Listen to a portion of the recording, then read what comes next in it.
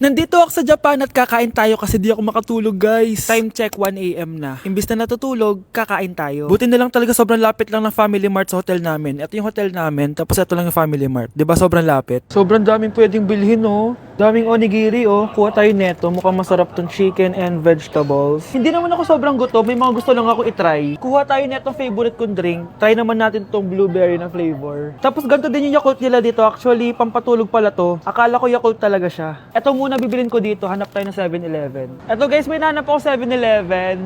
Parang masarap to, oh. Mukha siya lasagna. Tikman natin. Dito na lang natin siya kainin sa labas. Parang fantasy din kumain dito sa kalsada nila. Sobrang safe dito sa Japan, promise. Unahin na natin tong sushi.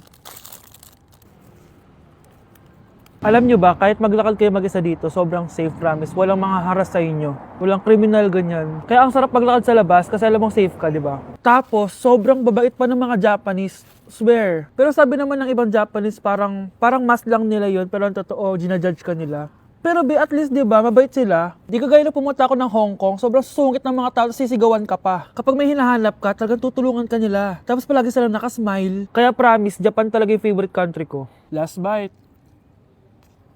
Okay, next natin tong parang lasagna. Guys, sobrang bango. Sobrang sarap ng itsura niya. Tikman na natin.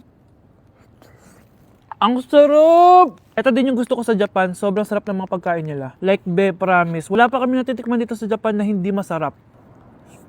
Kaya every time na pupunta talaga kami dito, promise na yon, natataba kami. Pero okay lang, Japan to eh. Alam nyo, minsan, naisip ko na dito na lang kaya kami tumira. Pero ang naririnig ko sa ibang foreigners na nakatira dito, masaya lang daw dito as a tourist. Pero kung dito ka natitira at mag-work, nakaka-depress daw, ganyan, nakakalungkot. Kasi sabi nila toxic daw yung work environment dito. Pero ako, kung titira ako dito, gusto ko forever tourist ako. Inumin natin to Yakult na nakakaantok. Last bite!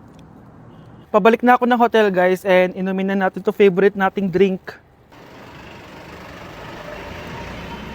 Medyo malansa siya, tas maasim. So, yun lang, guys. Bye!